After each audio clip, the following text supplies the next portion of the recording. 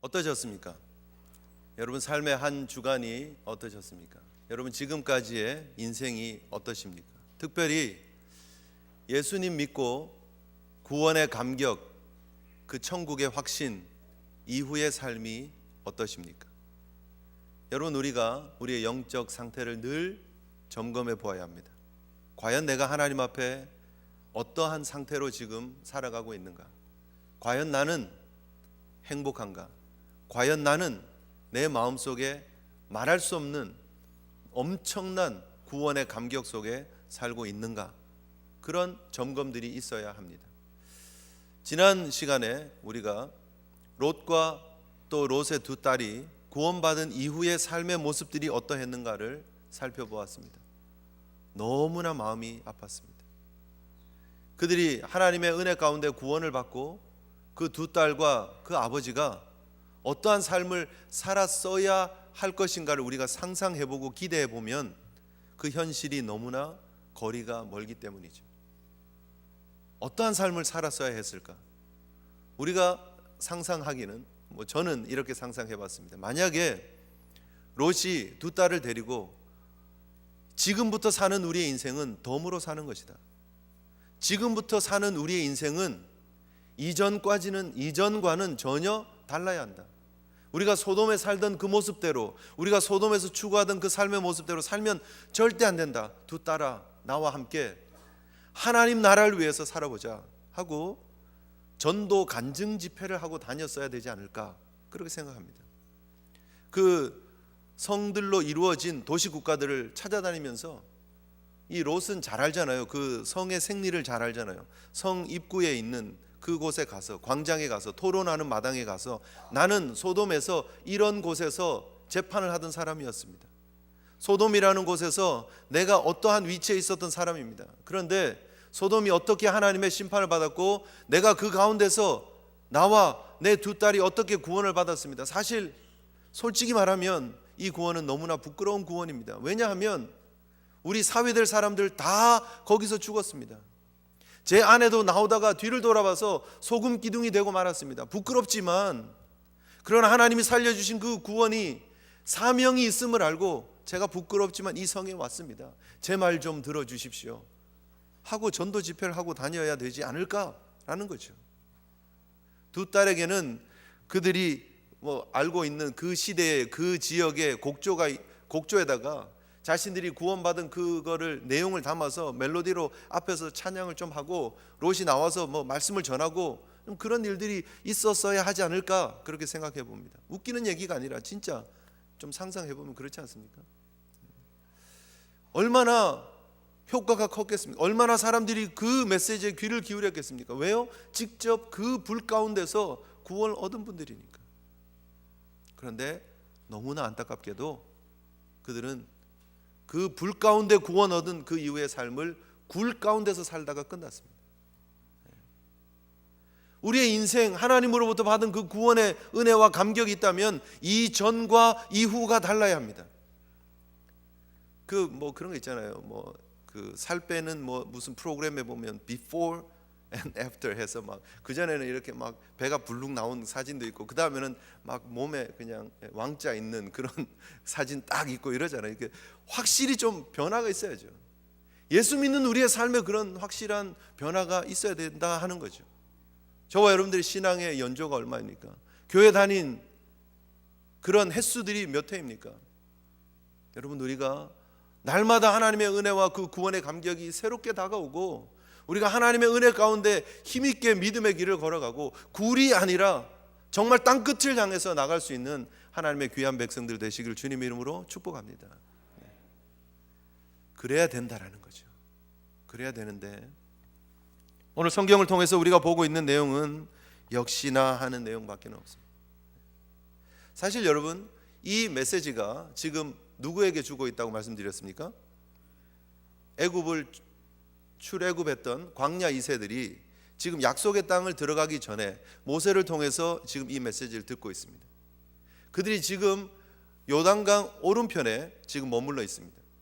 그 바로 자기들이 머물고 있는 그 땅을 오기 위해서 그들은 모압 땅을 지나왔었어야 합니다.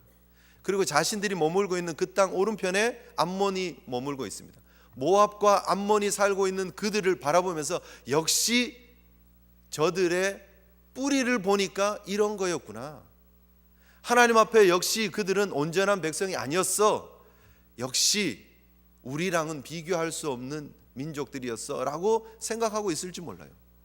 여러분 이걸 잘 상상해 보십시오. 여러분 지금 앞에 서 있는 목사의 말을 여러분 듣고 계시잖아요. 그죠? 그런 식으로 지금 모세가 이스라엘 백성들 쫙 모여 있는데, 광야 이세들 모여 있는데 이야기를 하고 있는 거예요. 지금 그것을 처음부터 이렇게 창조 이야기부터 쭉 지금 이스라엘 백성들이 듣고 있는 상황이라고 생각을 해보세요. 한참 귀를 기울여서 잘 듣고 있다가 모압과 암몬 얘기를 할 때 그들이 무릎을 탁 치면서 역시 그럼 그렇지, 저들이 우리와는 좀 수준이 다른 그런 좀 열등한 그런 민족이었구나, 역시 그러면서 지금 어떤 상황이겠습니까? 어깨에 힘이 쓱 들어가면서 그래, 그래도 우리 이스라엘 백성은 뭔가 좀 달라.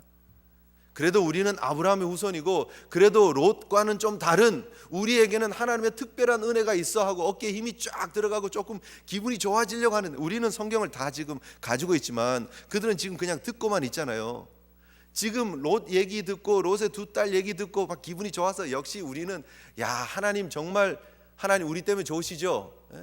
하나님 우리 이스라엘 백성 때문에 너무 행복하지 않으세요? 저들하고 우리하고는 좀 수준이 다르잖아요 하고 힘이 싹 들어가려고 하는 순간 아브라함이 지금 그랄에 내려가서 벌였던 그런 사건을 그대로 얘기를 하고 있는 거죠.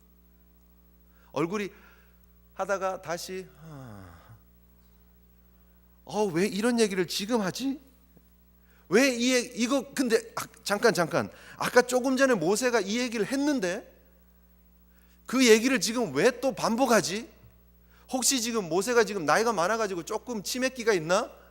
12장쯤에서 한번 얘기를 했는데 왜 지금 또 얘기를 하지? 라고 생각할 수 있는 상황이지만, 그러나 이 두 사건은 전혀 다른 사건이고 지금 이 사건이 성경에 이렇게 적나라하게 기록되어져 있는 이유가 있다라는 거예요. 우리를 향해서 주고 있는 메시지가 있고 광야 2세들에게 주고 있는 메시지가 있다라는 거예요. 무엇입니까 여러분? 우리 인생은 다 본질상 그렇다라는 거예요. 저와 여러분의 인생이 하나님 앞에 특별히 구원받기에 합당한 인생이 아니다라는 것을 성경은 반복해서 보여주고 있습니다. 아브라함의 인생이 특별히 위대하고 탁월하고 정말 사람들이 보기에 존경을 받을 만해서 하나님께서 아브라함을 택하셨고 아브라함의 후손을 택하셔서 그 후손들을 하나님의 선민으로 삼으셨다, 그것이 아니다라는 것은 성경은 계속해서 거듭해서 말씀해주고 싶어하는 거예요. 오늘 이 아침에 우리가 기억해야 될 부분이 바로 그것입니다. 우리도 하나님의 은혜가 아니면, 하나님의 적극적인 구속의 계획이 아니었으면 이 자리에 있을 수 없는 사람이다라는 사실을 우리가 기억해야 된다는 거예요. 우리가 무엇이 특별해서 하나님 우리를 이 자리에 불러주시고 하나님의 선민으로 삼아주시고 우리가 하나님 앞에 은혜 받고 찬양하고 우리가 성가대 막 찬양할 때 우리가 함께 막 박수치기도 하고 어깨를 끄덕끄덕 하기도 하고 그러고 있는 게 아니라는 거예요. 우리에게 뛰어난 자격이 있어서가 아니라 이것은 전적인 하나님의 은혜다라는 것을 성경은 말해주고 있는 것입니다. 특별히 여러분 잘 생각해 보세요. 아브라함이 지금 12장에 하나님의 부르심을 받고 약속의 땅으로 옵니다. 그런데 그 땅에 왔는데 흉년이 들었어요. 어디로 갔죠? 남방으로 내려갔다가 남방에서 바로 애굽으로 쭉 내려갑니다. 왜요?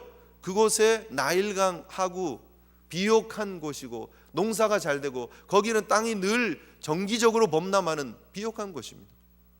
늘 먹을 것이 풍성한 곳이었습니다. 당연히 그곳으로 가죠. 그런데 아브라함이 12장에서 경험했던 것이 무엇입니까? 이것이 아니구나, 인간적인 방법이 아니구나, 하나님이 나를 부르셨으면 하나님이 나를 책임지시는구나 하는 것을 하나님이 그의 삶의 메시지로 주셨잖아요. 바로의 집을 재앙을 주시면서까지 하나님께서 그를 지켜주셨고 사라를 지켜주셨습니다. 그리고 그것을 떠나게 하셨습니다. 그런데 그가 지금 또 이사를 하고 있어요. 오늘 본문을 한번 보십시오. 아브라함이 거기서 네게부 땅으로 옮겨가서, 네게부는 그냥 남방 지역이다 이런 말입니다. 남쪽 지역. 남쪽 평원 그런 말입니다. 그래서 지금 자기가 살고 있던 그 헤브론 마므레 상수리 숲이 있는 곳에서 남쪽으로 이동하는 거예요. 남서쪽으로 이동하는 거예요. 여기에 보면 우리 성경에는 지금 현재 개역 개정판에는 옮겨가 이렇게 얘기를 하고 있습니다. 그죠? 옮겨가. 그런데 이 전의 성경, 이 바로 전의 번역이 보면 어떻게 나오냐면 이사하여 이렇게 나옵니다. 원래 원어적으로 보면 그 여러분 텐트 보면 중간에 이렇게 기둥이 하나 세워지고 이렇게 옆으로 이렇게 펼치잖아요. 그죠? 중앙에 세우는 기둥을 뽑았다는 말이에요. 뽑았다. 그래서 기둥의 중앙에 있는 센터에 있는 그 폴을 뽑아서 옮겼다. 그게 이사했다는 말이에요. 텐트 치고 사는 사람들이니까 그 기둥을 뽑았다 그런 의미예요. 이사했다 그런 말이죠. 여러 학자들이 여러 얘기를 합니다. 왜 옮겼느냐? 가뭄이 있었을 것이다. 흉년이 있었을 것이다. 이전과 같이 그래서 자리를 옮겼을 것이다. 23장에 나타나는 것처럼 보면 그곳에 해쪽 속이 있는 거 보면 아마 그때 해쪽 속들이 밀려왔고 생명의 위협을 느껴서 이주를 했을 것이다. 뭐 그런 얘기도 하고요.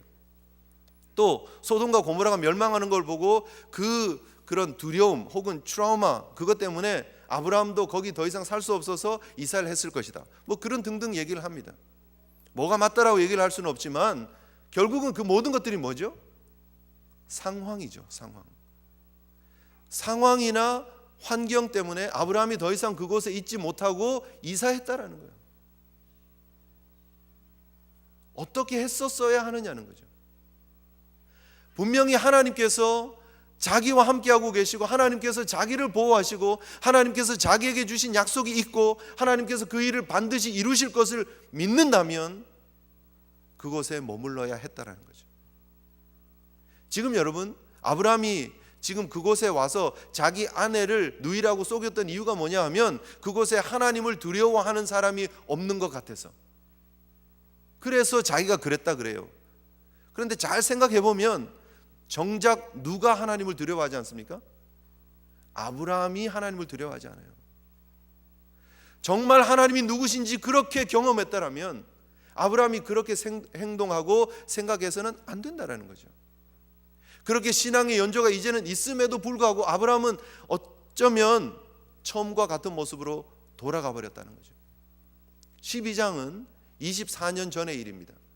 24년 전에 하나님께서 아브라함을 부르셨을 때 75세 때에 그가 자기가 살던 곳을 떠나서 약속의 땅으로 왔습니다. 지금 헤브론 지역으로 왔습니다.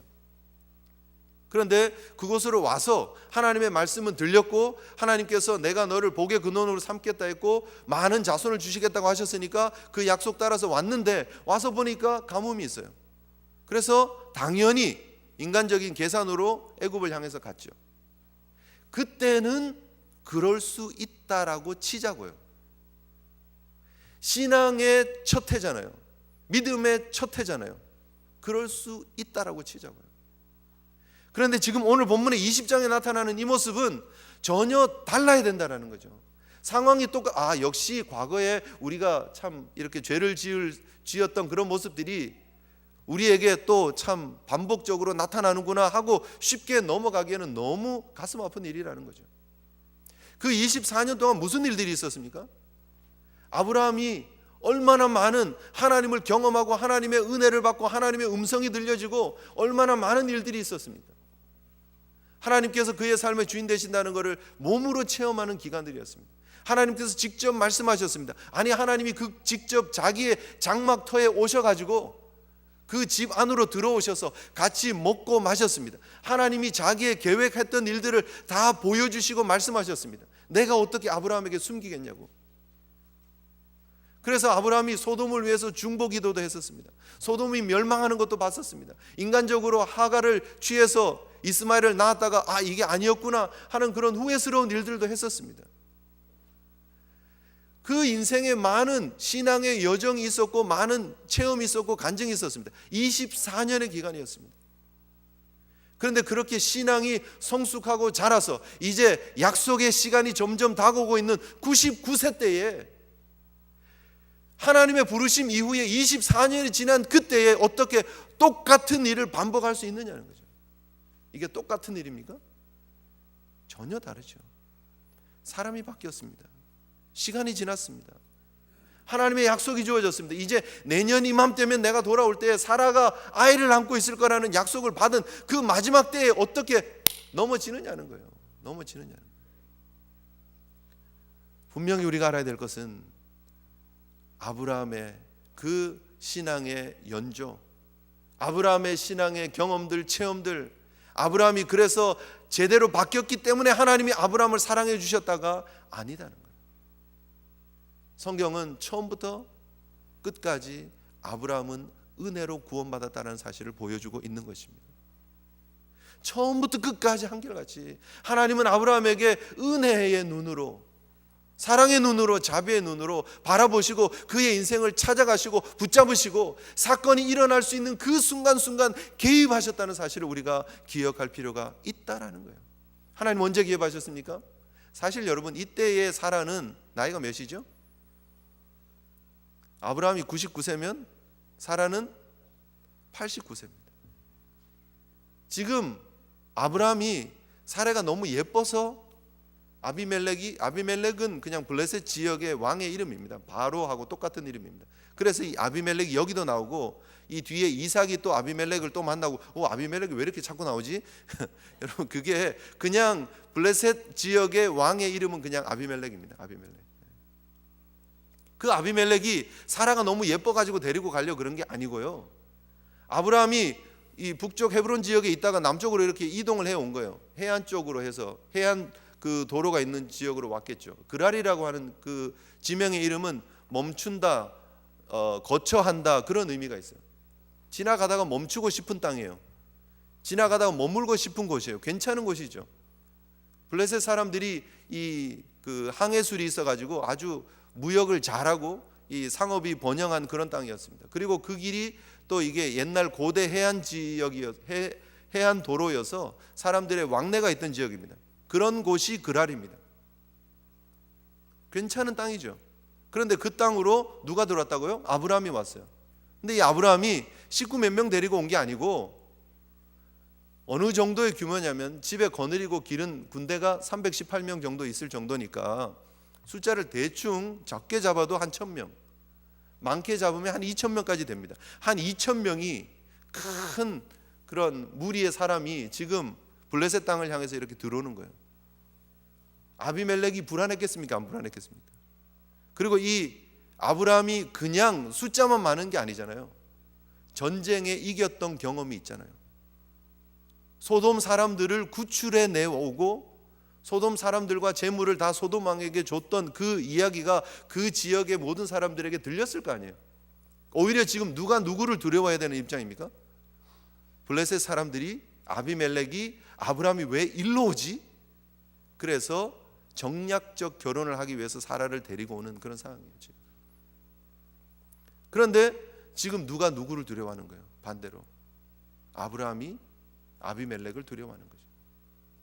그곳에 있는 사람들이 하나님을 두려워하는 것이 없을 거라고 생각하고 자기의 생각대로 자기의 계획대로 일들을 진행을 하고 있죠. 계획적인 범죄를 하고 있죠. 또 아내에게 누이라고 합시다. 들어가는 거예요. 지난번에 한번 그랬는데 그래서 자기가 거느리고 있던 모든 자기 가솔들한테 우승골을 한번 당했는데도 또 반복적으로 그 일을 하고 있는 거예요. 잘 생각해 보십시오. 그것이 우리의 모습 아니냐는 거예요. 그것이 내 모습 아니냐는 거예요. 우리의 신앙의 연조가 쌓이기는 쌓여갑니다. 교회 생활이 익숙해지기는 합니다. 성경 얘기를 들으면 목사님 오늘 어떤 설교를 하려고 그러는지 대충 통밥으로 찍어 맞출 수 있습니다. 그리고 막 설교 시간에 뭐 딴 거 하기도 하고 주보에 뭐 이렇게 메모하기도 하고 아니면 오늘 끝나고 어디를 갈까 아니면 내일 가게를 열면 어떤 일들을 먼저 해야 되는데 그런 생각을 하고 있는지 모릅니다. 신앙이 익숙해진지 모릅니다. 여러분 신앙이 나름 괜찮다고 착각하고 있는지 모릅니다. 그런데 문제는 우리의 삶의 문제에 가면 탁탁 부딪힌다라는 거예요. 현실에 가면 하나님을 두려워하는 모습이 없어진다라는 거예요. 하나님과 맺었던 언약, 하나님이 내 인생의 주인이시라는 사실, 하나님께서 나를 보호하고 지키신다는 사실, 그 두려움이 없어져요. 오히려 세상 사람들이 하나님 두려워하지 않는 거는 신경 쓰면서 내가 하나님 무시하고 있고, 내가 하나님 두려워하지 않고 있고, 내가 삶 속에서 적당히 타협하고 있는 것에 대해서는 가슴 아파하고 있지 않다라는 거예요. 그렇지 않습니까, 여러분? 교회 안에서의 우리의 모습은 너무나 괜찮습니다. 교회 안에서는 너무나 괜찮은 신앙인들입니다. 그런데 교회 밖에서 우리의 삶에서 우리의 신앙의 모습들이 비춰지고 나타나고 있느냐, 그 속에서 하나님을 두려워하는 모습들이 있느냐, 그 속에서 세상이 아닌 하나님의 기준으로 살고 있느냐 하는 거예요. 물론 우리가 그런 의로운 삶을 살아서 구원받는 건 아닙니다. 그러나 우리에게 하나님의 은혜가 임했다면, 우리가 그 하나님을 경험했다면, 우리가 그 하나님을 만났다면, 우리가 그 하나님의 기준을 안다면, 하나님의 기준대로, 하나님의 말씀대로, 하나님의 뜻대로, 하나님의 약속대로 살아가야 되는 줄 믿습니다.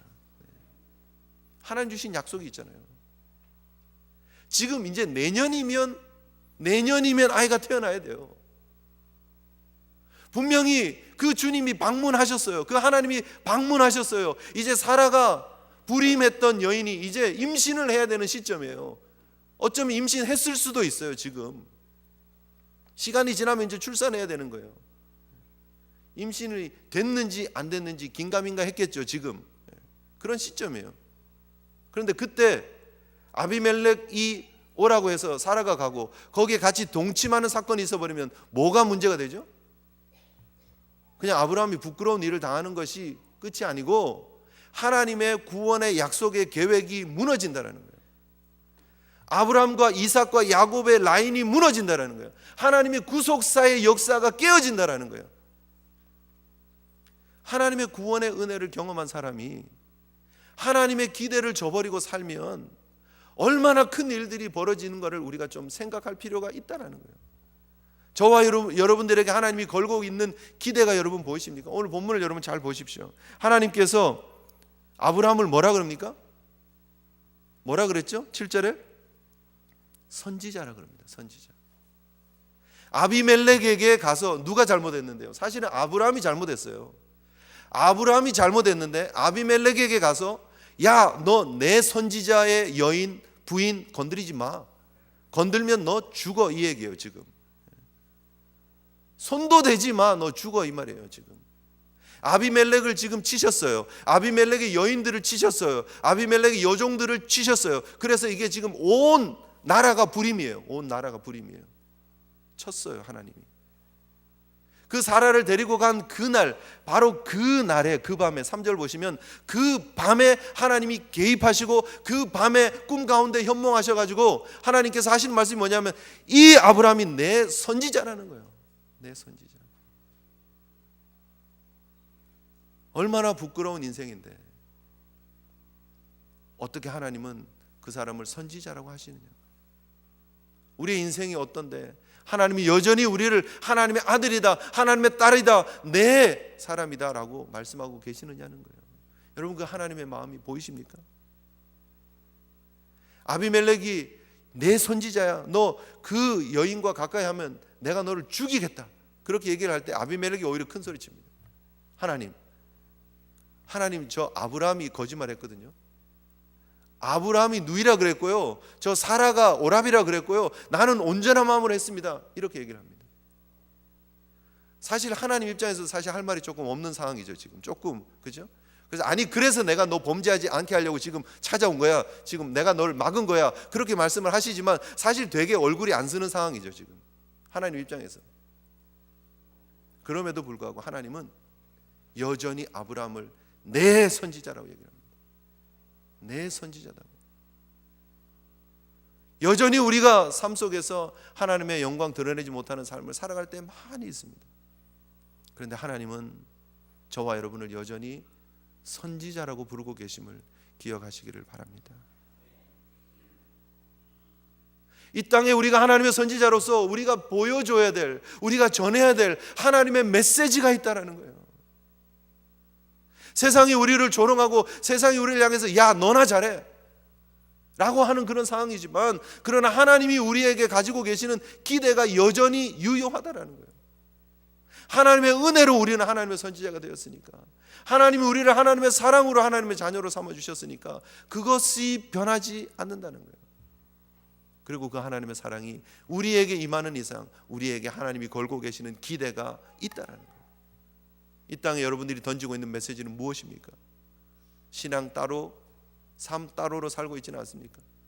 교회 안에서는 정말 은혜 많이 받은 하나님의 사람처럼 살면서 교회 밖에 나가가지고는 현실에 부딪히면 두려워하고, 현실에 부딪히면 타협하고, 현실에 부딪히면 이사 하고. 여러분, 아브라함이 이사하는 게 아까 제가 여러 이유를 말씀드렸습니다만 당연합니까? 그래서 이사해야지 위험하면 가야지, 흉년이 들었으니까 가야지, 머리가 복잡하니까 가야지, 그렇습니까? 그렇지 않다라는 거예요. 흉년이 들었으면, 양을 치기가, 목축을 하기가 어려웠으면 자기는 거기 스테이하고 자기의 목자들만 보내도 돼요. 사실은 가서 정말 한 달 동안, 2달 동안 가서 양들 좀 치다가 와라 해도 된다니까요. 지금도 그렇게 해요. 사실은 이유가 있으니까, 환경이 있으니까 옳다구나 하고 옮기는 거예요. 애굽까지는 못 가요. 왜요? 지난번에 애굽 갔다가 사고가 한번 났으니까. 애굽까지는 못 가고 중간에 딱 멈추는 거예요. 적당히 타협하는 거예요. 이 정도까지는 가도 되겠지. 그랄까지 가는 건데 내가 해안까지 가면 좀 비옥하니까 가는 거예요. 지금 여러분, 지금 팔레스타인 지구 가자 지구 있잖아요, 그죠? 가자에서 한 16km 남쪽이에요. 멀지 않아요. 그쪽 해안 쪽으로 가는 거예요. 남서쪽으로 적당히 타협합니다. 내가 애굽 간 건 아니잖아요. 하나님 남쪽으로, 여기는 그래도 괜찮은 땅 아닙니까? 나름대로 논리가 있고 이유가 있겠죠. 세상 사람들 다 그래요. 하나님, 우리의 논리입니다. 우리 그러고 있지 않습니까? 사업을 하려면 하나님 다 그래요. 아이고, 사업하면서 안 그런 사람 어디 있어요? 하나님 그렇게 합니다. 그래서 적당히 타협합니다. 그렇게 다 하면 남는 것도 하나도 없어요. 남는 것도 하나도 없어요. 그렇게 다 하면 손해봐요. 그렇게 다 하면 다른 사람들이 이익 다 챙겨간다니까요. 저는 손가락 빨고 삽니까? 하나님, 그게 우리 논리예요. 세상 앞에서 우리 논리예요. 우리가 직장을 옮기는 논리는 무엇이고, 우리가 대학을 가는 논리는 무엇이고, 우리의 삶을 살아가는 논리는 무엇입니까? 세상의 논리입니까? 하나님의 기준입니까? 적어도 우리가 예수님 믿는 사람이라면, 적어도 우리가 신앙인이라면 하나님 앞에 딜레마에 빠지면 안 된다는 거예요. 여러분, 우리가 이 시대에 성도들이 갖고 있는 딜레마를 얘기를 합니다. 신앙과 삶의 딜레마가 있습니다. 딜레마입니까, 여러분? 이게 진퇴양난이야. 어떻게 가지도 못하고 빠지지도 못하고 이거 어떻게 하지?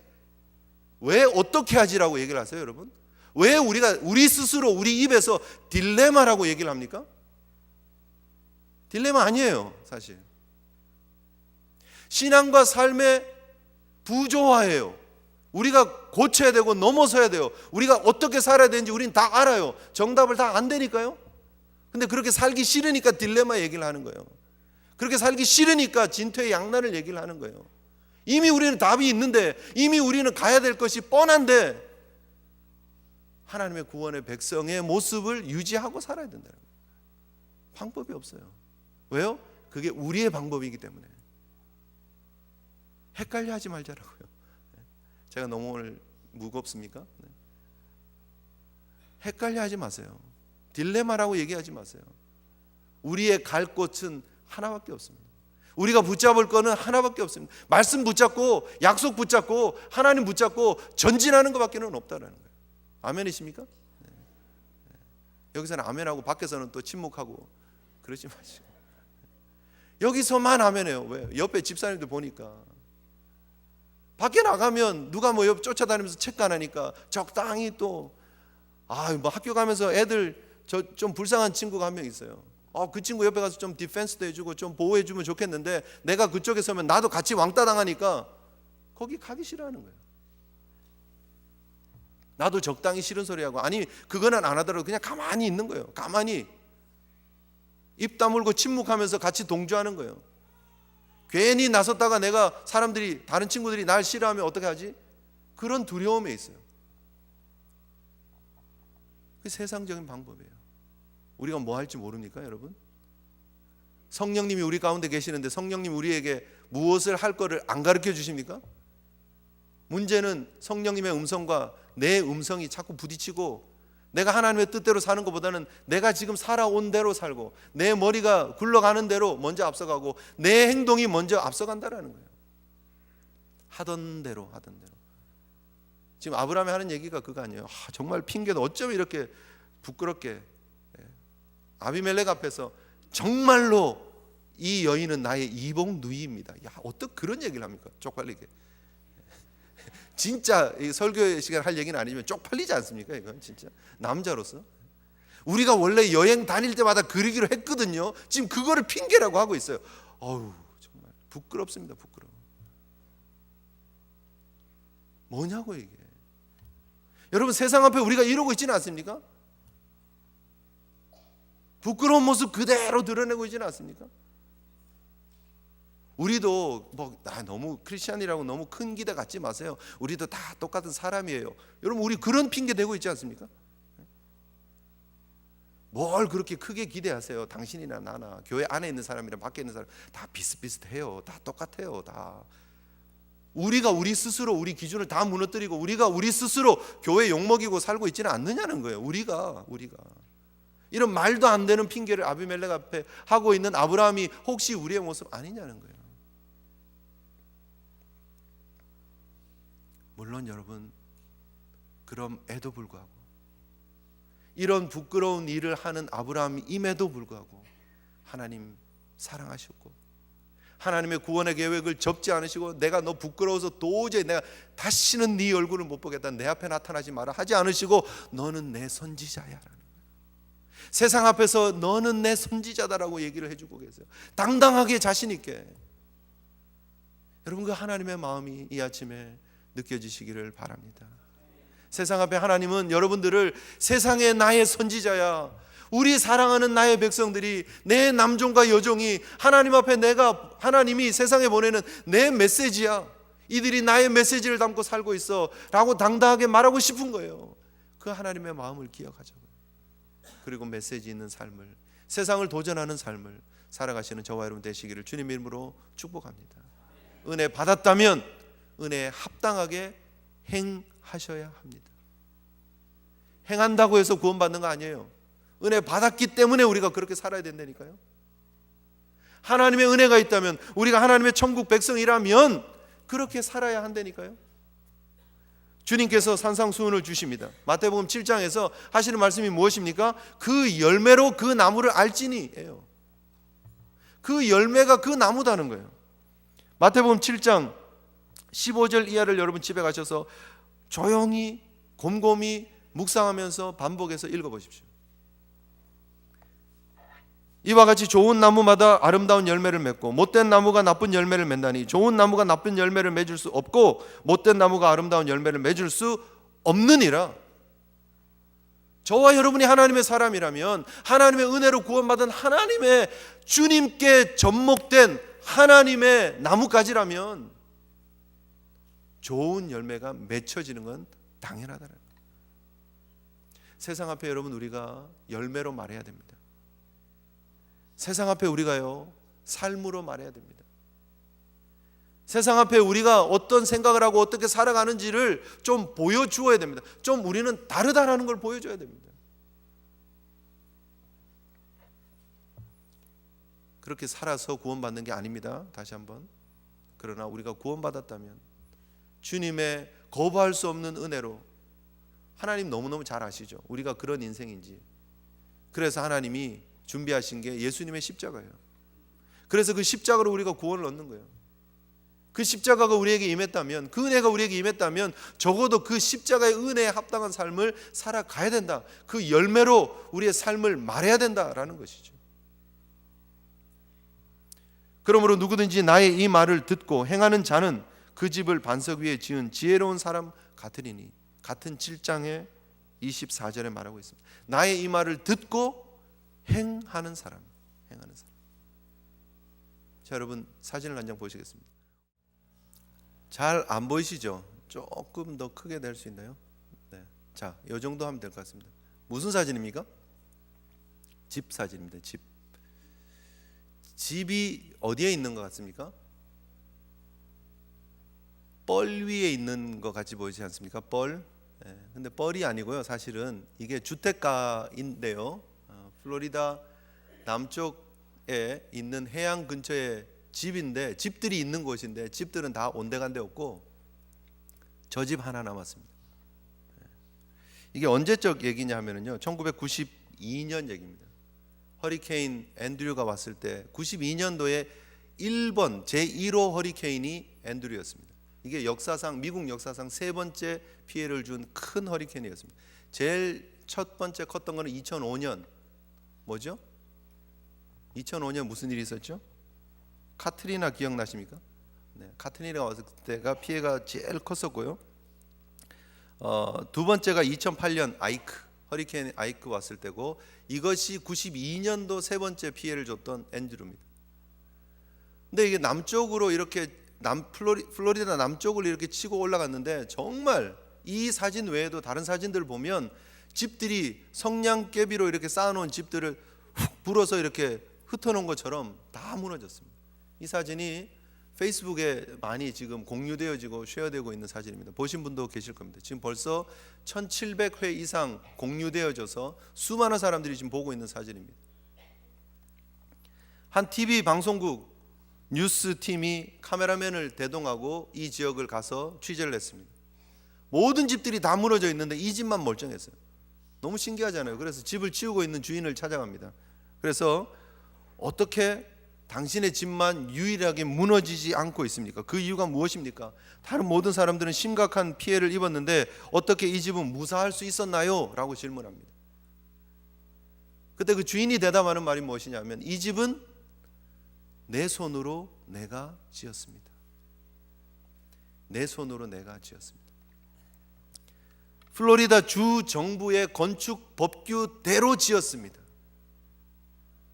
허리케인을 대비하기 위해서 하라는 지붕 틀 그 모양 그대로 했습니다. 그랬더니 저 보세요, 여러분. 사진을 보세요. 너무 멀쩡하지 않습니까?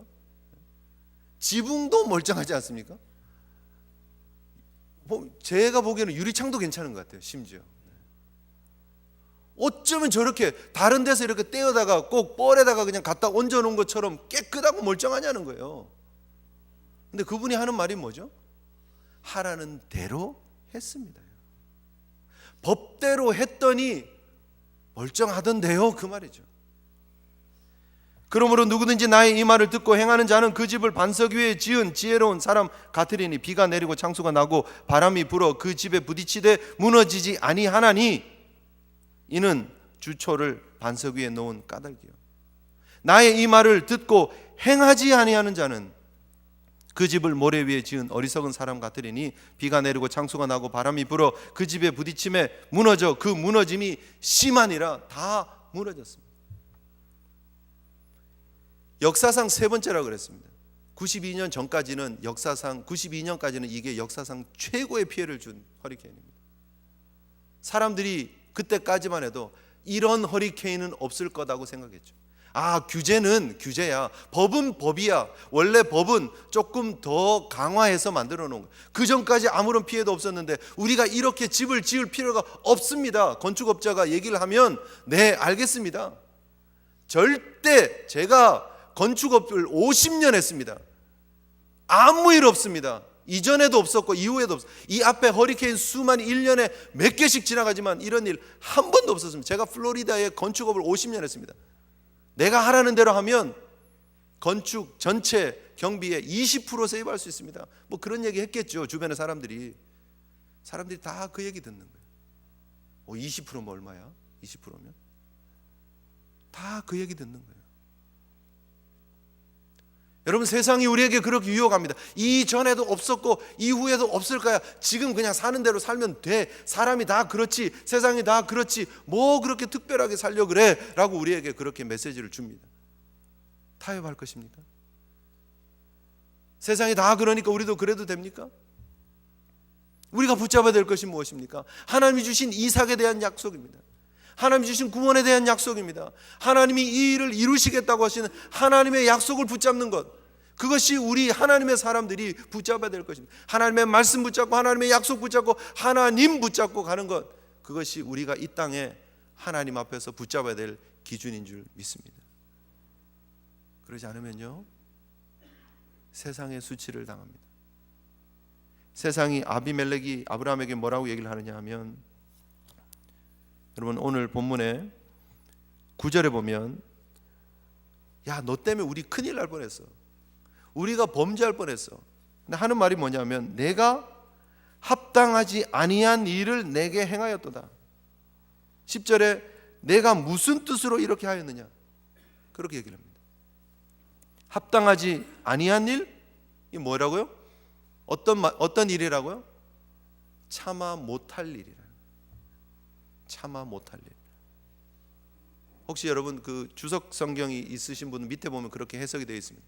합당하지 아니한 일, 참아 못할 일. 참아하지 못할 일을 했다라는 거예요. 세상 앞에서, 믿지 않는 사람들 앞에서.